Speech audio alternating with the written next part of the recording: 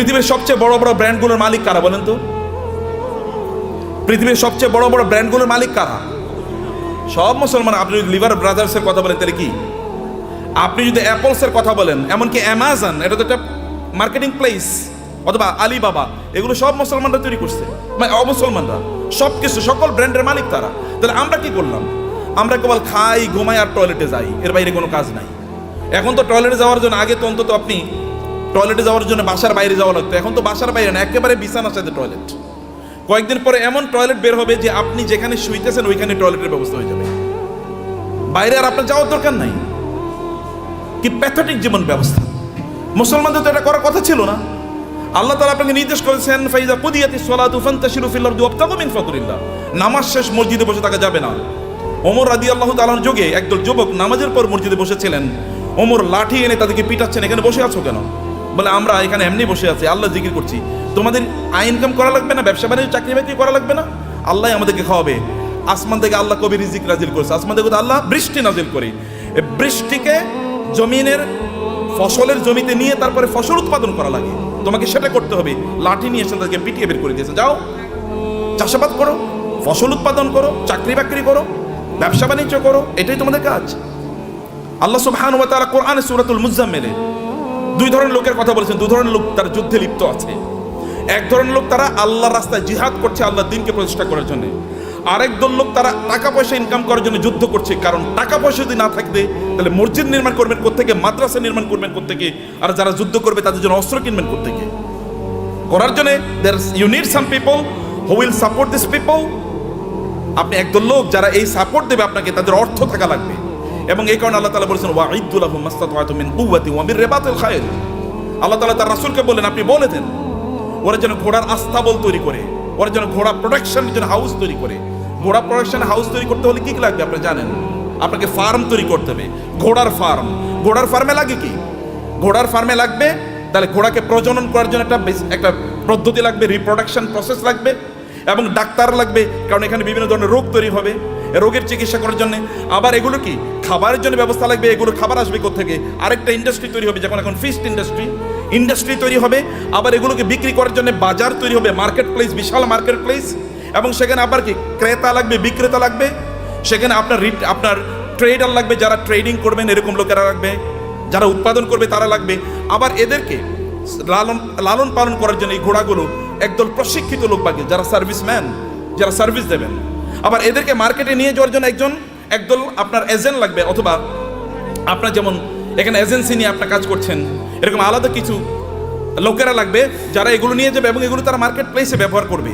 ফলে আপনি যখনই আল্লাহ তাআলা বলেছেন যে আপনি ঘোড়ার আস্তাবল তৈরি করেন, ফার্ম তৈরি করেন, ফার্ম তৈরি করা মানে হচ্ছে বিশাল ইন্ডাস্ট্রি তৈরি করা। এবং এই ইন্ডাস্ট্রির কথা মুসলমানরা বুঝেছেন। প্রায় 1200 বছর জুড়ে, রাসূলের আগমনের পর থেকে শুরু করে 1200 বছর জুড়ে গোটা পৃথিবীর সকল প্রায় ইন্ডাস্ট্রির মালিক ছিল মুসলমানরা। অধিকাংশ ব্র্যান্ডের মালিক ছিল মুসলমানরা। কিন্তু আমরা যখন এই ব্র্যান্ড থেকে বের হয়ে গেলাম, যখন আমরা মনে করলাম আমরা ওই যে বৈরাগী জীবন যাপন করলাম, খ্রিস্টানদের মতো বৈরাগী জীবন যাপন করা শুরু করে দিলাম।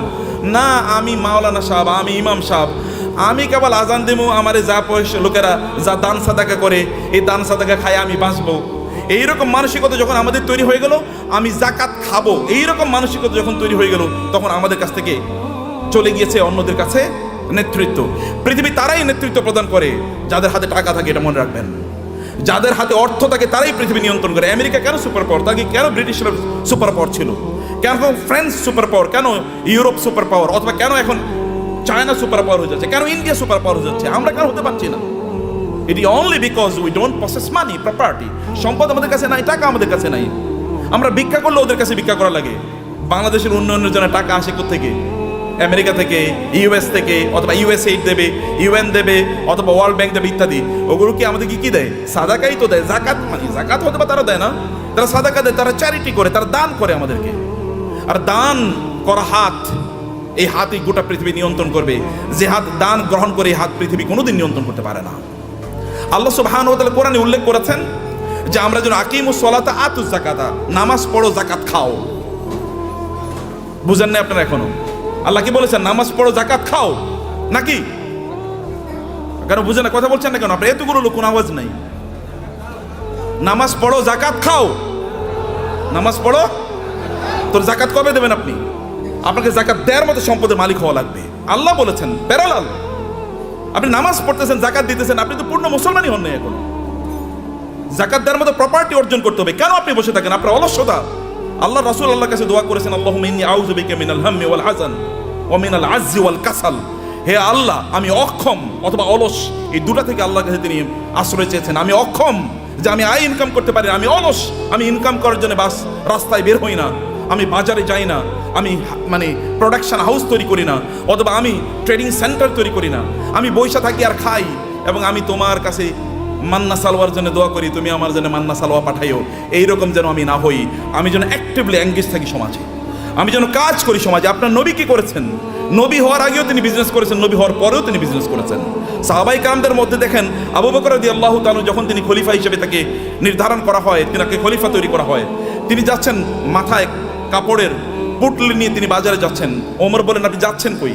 বলে, বাজারে যাচ্ছে, আমার সংসার চলা লাগবে না? তিনি খলিফা।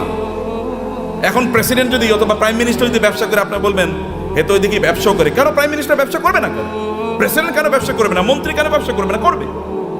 ব্যবসা তো আমাদেরই করা উচিত, কারণ আমরা inherently by born, by virtue of our identity, আমরা মুসলিম হওয়ার কারণে, কোরআন ধারক এবং বাহক হওয়ার কারণে আমাদেরকে বিজনেস করা লাগবে। আমাদেরকে সম্পদ উপার্জনের করার জন্য আমাদেরকে এই পদ্ধতি আবিষ্কার করা লাগবে আমাদেরকে, সম্মানিত ভাইয়েরা। কিন্তু এটা হলো একটা দিক। কিন্তু এই সম্পদ যেন আমাকে কারুনের মতো না বানিয়ে ফেলায়। সম্পদ যেন কি না করে কারণে যদি, তাহলে এক নাম্বার কথা হচ্ছে আপনি নামাজও পড়বেন না, জাকাতও দেবেন। এখন থেকে আপনাকে সিদ্ধান্ত নিতে হবে যে এই রমাদান থেকে আপনি জাকাত দিতে পারবেন, এরকম চেষ্টা আপনি শুরু করবেন ইনশাআল্লাহ। নাকি বলেন ভাই? আপনার এলাকায় আপনি সবচেয়ে বড় ধনী হন, সমস্যা কি? সম্পদ উপার্জন করা হারাম নাকি? সম্পদ উপার্জন করা হারাম?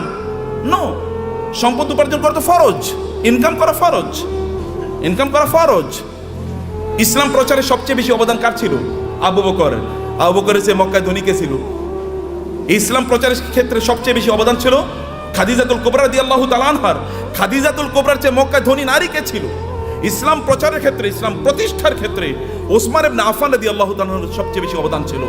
এখনো আরবে, সৌদি আরবে, এখনো মদিনাতে ওসমান ইবনে আফফানের নামে এখনো ওইরকম বাগান আছে, যে বাগান থেকে এখনো যে উৎপাদন, এগুলো এখনো দিনের কাজে লাগে, এখনো চ্যারিটি হিসেবে সারা পৃথিবীতে সেগুলো টাকা পৌঁছে যায়।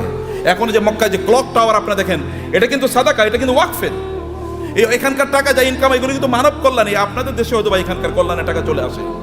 তা আপনাকে তো এরকম অর্থবৃত্তের মালিক আপনাকে হওয়া দরকার। অর্থ ইনকাম করতে হবে, ফরজ। এর কারণে আপনি তখন, কারণ এদের অবস্থা দেখেন, আবু বকরের মতো গোটা পৃথিবীর সকল মুসলমানকে যদি একত্রিত করা হয়, আবু বকরকে যদি একত্রিত করা হয় রাদিয়াল্লাহু তাআলা আনহু, তাইলেও আবু বকরের আমলের দাড়িপাল্লাটা অনেক ভারী হয়ে যাবে। কেবল ইবাদত করেই, এই তথাকথিত, এই যে কথিত যে ইবাদত আছে, এই রিচুয়াল, আপনি নামাজ পড়লেন, কোরআন তেলাওয়াত করলেন, ইত্যাদি ইত্যাদি, এর মাধ্যমে এই জায়গায় যাওয়া যায় না। You need financial contribution to the establishment, to the preaching and the propagation of Islam. ইসলামকে মানুষের কাছে পৌঁছে দেওয়ার জন্য আপনার অর্থনৈতিক অবদান লাগবে। এই অবদানের কারণে আল্লাহ সুবহানাহু ওয়া তাআলা নামাজকে যেমনিভাবে ফরজ করে দিয়েছেন, তিনি আমাদের জন্য জাকাতকেও ফরজ করে দিয়েছেন। এখন আপনি বলবেন যে আমি টাকার মালিক হলে যেন জাকাত দেবো। আল্লাহ বলছেন তুমি টাকার মালিক হয়ে জাকাত দাও, তোমার জন্য ফরজ। টাকার মালিক হয়ে জাকাত, আল ইয়াদুল উলিয়া খায়রুম মিনাল ইয়াদিস সুফলা। দানের হাত আল্লাহর কাছে প্রিয়। যে ব্যক্তি দান করে তার যে মর্যাদা, যে নেয়ার মধ্যে কি সওয়াব আছে নাকি? যে ঠিক আছে ভাই, আপনি ভিক্ষা করেন রাস্তায়, ভাই আমার একটু দেন না, এরপরে আপনার আমল নামায় কেবল সওয়াব ঢুকতে থাকবে, সওয়াব ঢুকতে থাকবে নাকি? তাহলে সবাই ভিক্ষা, এবং মুসলমানরা প্রায় ভিক্ষার জাতি হয়ে গেছে। মাহফিল করলেও ভিক্ষা লাগে, মসজিদ বানাইলেও ভিক্ষা লাগে। কেমন অবস্থা এটা? এটা কেন আপনারা করলেন? আপনারা কেন ইসলামকে এরকম জায়গায় নিয়ে আসছেন? আমরা কেন নিয়ে আসি? আমি আলেমদের কথা বলছি, আপনাদের বলছি না। কেন এই জায়গায় নিয়ে আসবেন? এই জায়গায় আনার কথা ছিল না। You do something in order to earn money. আপনি মর্যাদার সাথে পৃথিবীতে বেঁচে থাকবেন, আপনি দেবেন, এরকম জায়গায় আপনি যাবেন। ওমর রাদিয়াল্লাহু তাআলার যুগে জাকাত নেওয়ার মতো লোক পাওয়া যায় নাই। মুসলমানদের অবস্থা দেখেন, মরুভূমিতে আফ্রিকাতে লোকজন আফ্রিকা থেকে জাকাতের টাকা নিয়ে এসে ওমর কাছে আসে, ওমর রাদিয়াল্লাহু তাআলার কাছে আসে। ওমর বলে এগুলো কি? বলে জাকাতের টাকা। এখানে নিয়ে আসছে কেন? মদিনায় তো জাকাত নেওয়ার মতো কোনো লোক নাই, মক্কায় জাকাত নেওয়ার মতো কোনো লোক নাই। আমাদের আফ্রিকাতেও তো জাকাত নেওয়ার মতো কোনো লোক নাই, করমু কি?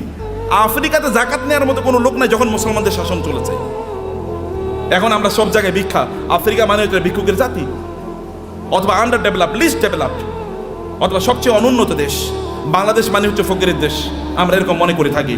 আপনাদেরকে দায়িত্ব নিতে হবে এই বাংলাদেশের মুসলমানদেরকে, অথবা এই সমগ্র জাতিকে অবশ্যই দারিদ্র থেকে অথবা এই ভিক্ষাবৃত্তি থেকে জাতিকে উদ্ধার করতেই হবে আমাদেরকে। এবং এই জন্য ব্র্যান্ড ডেভেলপ করেন, ডু সামথিং। এটাও আবাদত, বিজনেসের চেয়ে বড় আবাদত নাই। বিজনেসের লোকেরা জান্নাতে নবী রাসূলদের সাথে থাকবে, আল্লাহ রাসূল বলেছেন। যারা বিজনেস করে, সৎ বিজনেস করে, তারা নবী রাসূলদের সাথে থাকবে জান্নাতে। অন্যরা কিন্তু এরকম থাকতে পারবে না। আমার মতো এরকম খালি দাওয়াত দিয়ে গেলাম আর আপনার কাছে আসলাম, আশা করছি কিছু টাকা দিলে এরপরে আমার সংসারটা চলবে, আছে কিনা এরকম? আপনার প্রফেশন কি, ব্যবসা কি, আপনার চাকরি কি? কয়লা আমি ওয়াইজ হলো আমার চাকরি। ওয়াইজ কোনো চাকরি নাকি? ওয়াজ কি কোনো চাকরি? কিন্তু আমাদের দেশে এটা চাকরি হয়ে গেছে। আপনার চাকরি কি? আমি ইমামতি হলো আমার চাকরি? নো, ইমামতি চাকরি না। আমার এরকম হওয়া দরকার ছিল, আমার সাইড বিজনেস আছে, বাকি কাজগুলো আমি এভাবে করি। প্রিয় ভাইরা, বলছিলাম 10 মিনিট, মনে 10 মিনিট হয়ে গেছে। আচ্ছা, লাস্ট 2-3 মিনিট আপনাদেরকে শেষ করে দিই। তার মধ্যে না ভাই আছেন, যে শেখরা আছেন, ওনার কথা বলবেন। আপনারা তো প্রচন্ড রাগান্বিত ভিতরে, তাই না? রাগ করছেন তো কথা শুনে? আচ্ছা, পিছন থেকে কানো আওয়াজই শুনি না, ঘটনা কি? এই পিছনে একটু ক্যামেরাটা ধরেন তো দেখি সবাই আছে কিনা, জীবিত জীবিত আছেন নাকি? মাশাআল্লাহ মাশাআল্লাহ মাশাআল্লাহ। একটু হাতটা নাড়ান তো দেখি, হাতের ব্যায়াম হোক। গুড, ঠিক আছে, নামান, হাত নামান। ভাইরা আমার, সম্পদের মালিক হওয়ার জন্য আমি আপনাকে অনুপ্রাণিত করছি। আপনার সম্পদের মালিক হন, কিন্তু সম্পদের মালিক কারুনের মতো হওয়ার জন্য করবেন না। আল্লাহ সুবহানাহু ওয়া তাআলা সূরাতুল কাসাসে কারুনের ঘটনা বলেছেন। যদি সময় পান তাহলে আজকে বাসায় গিয়ে সূরাতুল কাসাসে এই কারুনের আয়াতগুলো, যেখানে আল্লাহ তাআলা বলেছেন ইন্না কারুনা, আয়াত নাম্বার হচ্ছে 40 থেকে শুরু করে 76 থেকে শুরু করে কারুনের ঘটনা পড়বেন। সূরাতুল কাসাস। ইন্না কারুনা কানা মিন কওমি মূসা ফাবাগা আলাইহিম ওয়া আতাইনাহু মিনাল কুনুজি মা ইন্না মাফাতিহাহু লাতানু বিল উসবাতি উলিল কুওয়া ইয ক্বালা লাহু কওমুহু লা তাফরাহ ইন্নাল্লাহা লা ইউহিব্বুল ফারিহিন। আল্লাহ সুবহানাহু ওয়া তাআলা বলেছেন, কারুনের গল্প আমাদেরকে বলছেন। তাহলে আমার আলোচনা দুটো পার্ট, এর একটা পার্ট আমি শেষ করলাম। আপনাদেরকে সম্পদের মালিক হতে হবে, প্রচুর পরিমাণ সম্পদের মালিক হতে হবে, যেন মানুষ যেন না বলে মুসলমানরা ভিক্ষুকের জাতি। আপনি যেন দিতে পারেন, অন্যরা যেন আপনাদেরকে দেখে বলে যে না, এ তো মুসলমান, এর মতো হতে হবে, আপনি তার মতো হতে। এখন আমরা এক্সাম্পল দিতে গিয়ে এখন আমরা ধরেন তৌহিদ ভাই ছাড়া আর কাউকে এক্সাম্পল দেওয়ার মতো লোক পাচ্ছি না। মানে যারা দ্বীন প্র্যাকটিস করে, আবার অনেক সম্পদের তারা প্রবাহ তৈরি করেছে সমাজে, নিজেই কেবল সম্পদের মালিক হয় না, সম্পদের মালিক বানানোর রাস্তা তৈরি করে দিয়েছে। এরকম লোক আমার সামনে খুব বেশি নাই। আমি বলতে গেলে বিল গেটসের কথা বলে, ওয়ারেন বাফেটের কথা বলতে হয়, এলন মাস্কের কথা বলা লাগে। তো মুসলমানদের এলন মাস্ক কই? মুসলমানদের যদি আপনি দেখেন, বিভিন্ন আরবের যে সকল শেখরা আছে, ওই যে আরবের রাজা বাদশারা, কেবল ওদের নাম শুনলেই শোনা যায় ওই দেশে তার বিশাল একটা কি আছে, একটা রেস্ট হাউস আছে, ওইখানে ওই সমুদ্রের তীরে তার বিশাল একটা বাংলো আছে, হাবিজাবি ইত্যাদি ছাড়া আর কিছুই আলোচনা শুনি না। আর যখন আপনি এলন মাস্কের কথা শোনেন, তখন আপনি শোনেন যে ওই যে ইয়ের দেশে, চাঁদের দেশে এখন জায়গা বেচতেছে, জায়গা বিক্রি করতেছে, ওইখানে কি করে। অথবা বাংলাদেশে তার স্টারলিংক আসবে, গ্রাম অঞ্চলে সুপার স্পিডি আপনি ইন্টারনেট পাবেন। অথবা টেসলার মাধ্যমে এমন গাড়ি তৈরি করছে, ওখানে কোনো কি লাগবে না, ড্রাইভার লাগবে না। এরকম একটা কথা বলেন তো আপনি মুসলমানদের, এটা কেমন জাতি? 300 কোটি মুসলমান বলা হয়, অথবা কমপক্ষে তো 200 কোটি। গোটা পৃথিবীতে মানুষ 800 কোটি, এর মধ্যে প্রায় 250 কোটি মুসলমান। 250 কোটি মুসলমান একটা টেসলার মতো জিনিস তৈরি করতে পারলো না, একটা আইফোনের মতো প্রোডাক্ট তার নাই। অথবা তার একটা কি, এই যে আমরা ইয়ের গাড়ি কি বলে, কিসের গাড়ি, এই যে মানে আমরা আমাদের বাংলাদেশে এটা কি যে কি গাড়ি জানো, এটা আপনার মানে এক্স করোলা, মানে করোলা টাইপের একটা গাড়িও তো বানাইতে পারেন আপনি। বলেন তো একটা ব্র্যান্ডের নাম বলেন তো মুসলমানদের গাড়ির, একটা হুন্ডার নাম বলেন তো, একটা সাইকেলের নামই বলেন। আরে সাইকেলের নাম তো বহুত পরের কথা। এই যে সাইকেলের যে শিখ ব্যবহার, ওগুলো কি বলে? হ্যাঁ, শিখ বলে না? এরকম বানাইছে মুসলমানরা, দেখেন তো, এটাও তো চায়না থেকে আপনার আনা লাগে। তাহলে কি আমরা কি বানাইছি, করছি কি? কেবল খাও দাও ফুর্তি করো, দুনিয়াটা মস্ত বড়, এরকম টাইপ ছাড়া কোনো কিছু নাই। খাও, ঘুমাও এবং সিনেমা দেখো আর ফেসবুক টিপাও। যে ফেসবুক বানাইছে ওর নিজেরও অ্যাকাউন্ট হয়তো বা নাই, কিন্তু আপনি এটা নিয়ে সারাদিন রাত ব্যস্ত আছেন। ও যে ইউটিউব বানাইছে, ওইটা ব্যবসায়ী হাউস, তার এখান থেকে সে বিলিয়নস অফ ডলার্স ইনকাম করে নিচ্ছে, কিন্তু আপনি ওইটাই দেখেন এবং আপনি বলেন পাগলের সুখ মনে মানে, আপনি আমি কত সুখী, সারা রাত বইরা সিনেমা দেখতেছি, মজা কারে বলে? Stupid lifestyle. নো, আল্লাহ আপনাকে এই জন্য তৈরি করেন নাই, হিউজ প্রোডাক্টিভিটি তৈরি করেছেন এবং আল্লাহর মার্সি আপনার উপর আছে। আল্লাহ সুবহানাহু ওয়া তাআলা আপনাকে সেরকম ক্যারিশমা দিয়ে তৈরি করেছেন এবং এই কারণে আপনার এলাকায় আপনি সবচেয়ে বেশি সম্পদের মালিক হন এবং এর মাধ্যমে আপনি ওই এলাকাটাকে উন্নয়নের কাজ করেন। ওইখানে এমন কোনো মসজিদ না থাকুক যে মসজিদে আপনার কন্ট্রিবিউশন নাই, এমন কোনো মাদ্রাসা না থাকুক যেখানে আপনার কন্ট্রিবিউশন নাই, এমন কোনো দিনই কাজ না থাকুক যেখানে আপনার কন্ট্রিবিউশন নাই। লোকেরা যখন চিন্তা করবে আমরা এখানে একটা দিনই কাজ করতে চাই, তখন সবার আগে আপনার নাম মনে পড়বে, অমুকের কাছে যাই। যেমনিভাবে লোকেরা কোনো দিনই কাজ করলে, রাসূলের কোনো দিনই কাজের প্রশ্ন দেখা দিলে তার সবার আগে মনে পড়তো কার নাম? আবু বকরের নাম। আবু বকর নাম মনে পড়তো, অথবা ওসমান নাম মনে পড়তো, কারণ কেউ তাদেরকে সুপারসিড করতে পারতো না।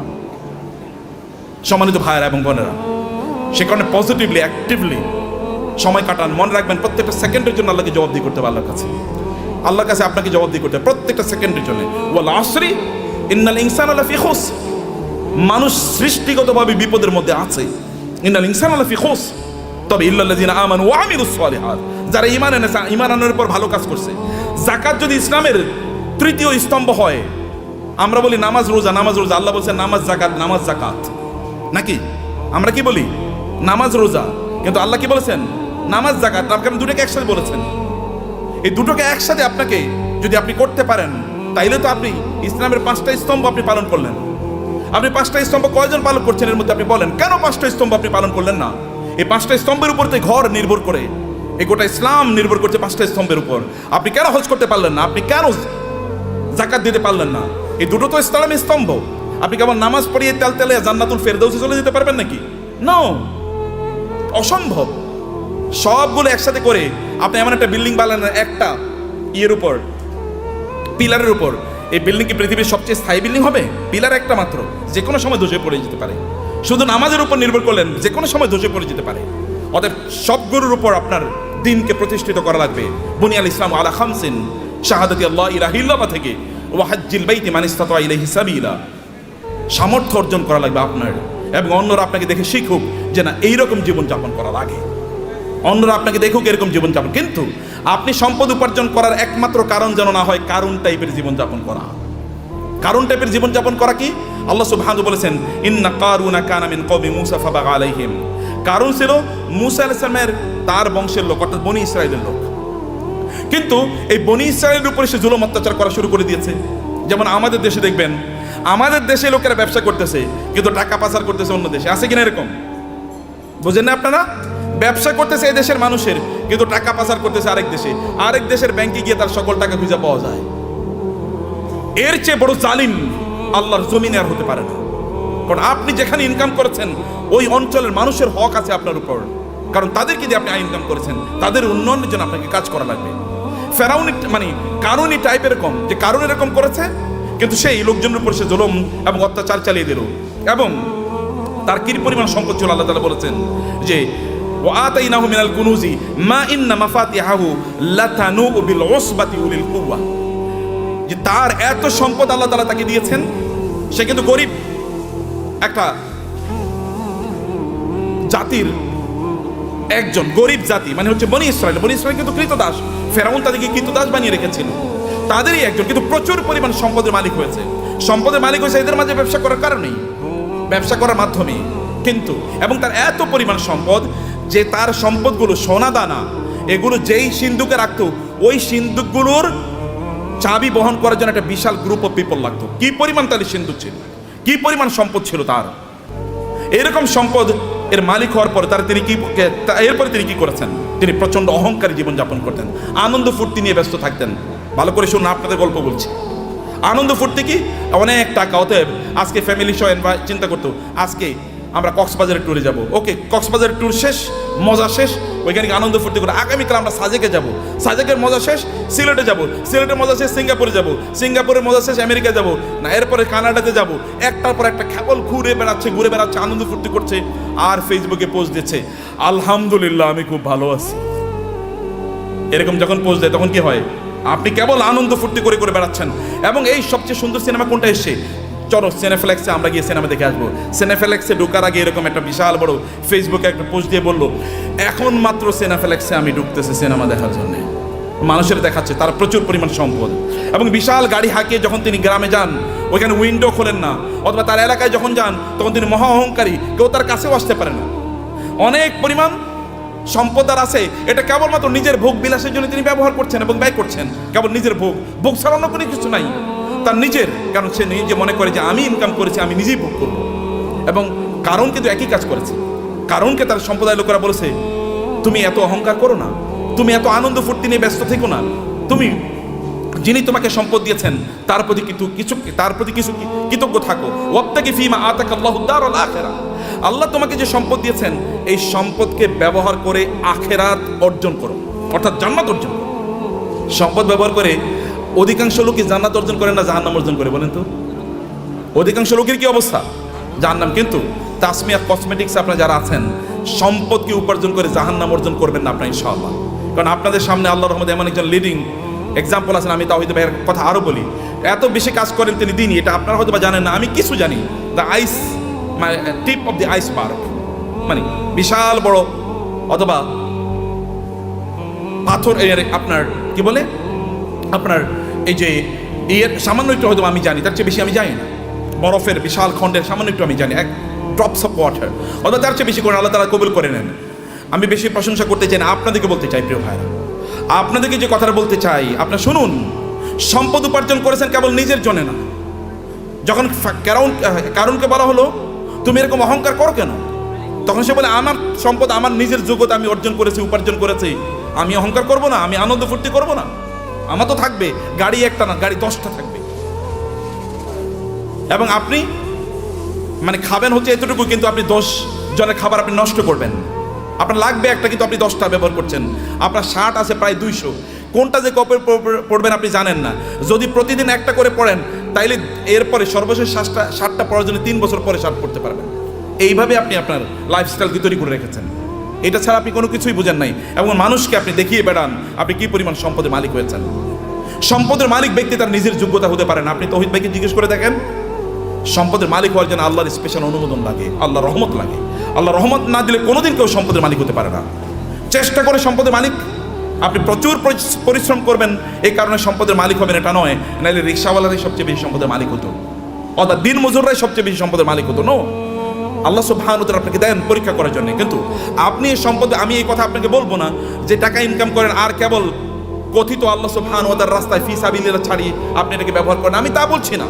আমি বলছি হারাম কাজে এগুলোকে ব্যবহার করেন না, সিনেমা দেখার জন্য ব্যবহার করবেন না।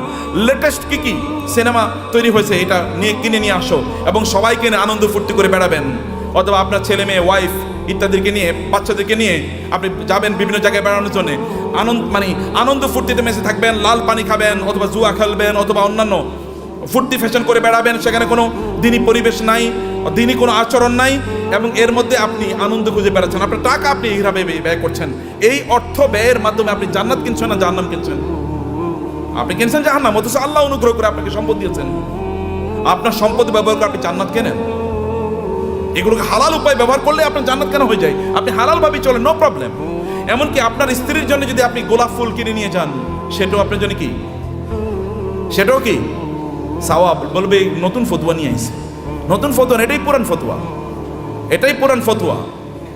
আপনার স্ত্রীর জন্য আপনি টাকা ইনকাম করেছেন, স্ত্রীর জন্য গোলাপ ফুল কিনে নিয়ে যান, তার জন্য নতুন একটা আইটেম কিনে নিয়ে যান এবং তাকে খুশি করেন, কারণ তাহলে আপনার সংসার ঠিক থাকবে, আপনার সন্তানটা ঠিক মতো চলবে। এটাও কি, এটাও দিনদারি, এটাও ইবাদত। অতএব আপনি হালাল পথে আপনার সম্পদগুলো ব্যবহার করেন, এর মাধ্যমে আপনি ওয়াবতাগি ফীমা আতাকাল্লাহুদ দারাল আখিরাহ ওয়ালা তানসা নাসীবাকা মিনাদ দুনিয়া। আমি বলি না আপনি সাজেকে যাবেন না, আমি বলি না সিলেটে যাবেন না, আমি বলেছি ওখানে যান এবং আপনার সন্তানকে নিয়ে আপনি সেখানে জামাতের সাথে নামাজ আদায় করুন। লোকেরা দেখুক যে পর্যটনে এসেও তারা কি করছে, জামাতে তারা নামাজ আদায় করছে, মিস করছে না। আপনি বিচে তখন যান যখন নামাজের সময় না, লোকেরা দেখুক যে তিনি নামাজকে প্রায়োরিটি প্রদান করছেন। লোক ওইখানে গিয়েও আপনি দান সাদাকা করুন, লোকেরা দেখুক যে লোকটা আল্লাহ সুবহানাহু ওয়া তাআলাকে আনন্দ করতে এসে আল্লাহকে বলেন নাই, আল্লাহকে তিনি তার প্রায়োরিটির মধ্যে রেখেছেন। ওইখানে আপনি গিয়েছেন, এখন অর্ধ উলঙ্গ হয়ে আপনি ঘুরবেন না। আপনার স্ত্রী তিনি সেখানে পর্দার মধ্যে থাকবেন না, আপনি তাকে দেখিয়ে দেখিয়ে শোপিসের মধ্যে, চিড়িয়াখানার চিড়িয়ার মতো তাকে এরকম দেখায় দেখায় বেড়াবেন, এরকম করবেন না। তাইলে আপনি কি হলো, আপনার সম্পদ দিয়ে আপনি জান্নাত উপার্জন করলেন, জাহান্নাম আপনি উপার্জন করলেন না। আপনার সম্পদের কারণে অন্যকে ছোট তুচ্ছ তাচ্ছিল্য করে দেখবেন না, দেখাবেন না। আপনার ড্রাইভার তাকে তুই করে বলা, আপনার সন্তানও তাকে তুই করে বলে, আপনি তুই করে বলছেন। আপনার বাসায় বুড়ো মহিলারা কাজ করে, তাদেরকে আপনি তুই করে বলছেন, আপনি নিজেও তুই করে বলছেন, আপনার বাচ্চারও তুই করে বলে। এটা কেমন কথা হলো? তিনি তো আপনার মায়ের সমান বয়সের, আল্লাহ তাকে না দিয়ে পরীক্ষা করছেন, আপনাকে দিয়ে পরীক্ষা করছেন।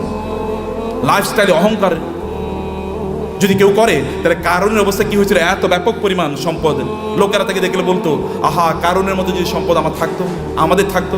কিন্তু কোনো এক সময় কারণের এই আনকন্ট্রোল জীবনযাপনের কারণে আল্লাহ তাকে ধ্বংস করে দিয়েছেন, মাটির নিচে তাকে এবং তার সম্পদকে মাটির নিচে পুঁতে দিয়েছেন।